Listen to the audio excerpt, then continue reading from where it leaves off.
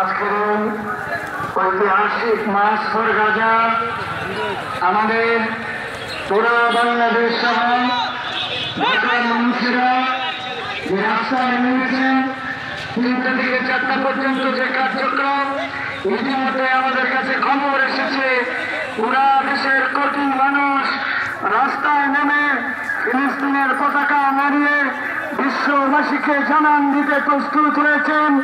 এই বর্বরতা, এই মানবতা বিরোধী অপরাধ, পৃথিবীর মানুষের গণতন্ত্রের নামে তাদের মূল চরিত্র আজকে পৃথিবীর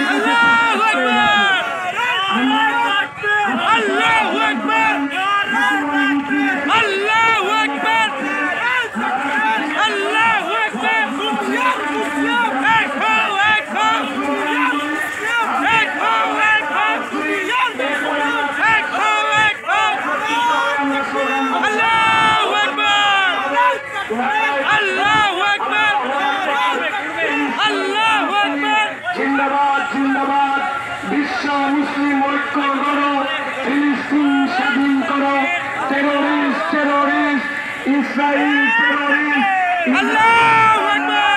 boycott boycott, Pepsi boycott boycott. আমাদের সামগ্রিকভাবে আমরা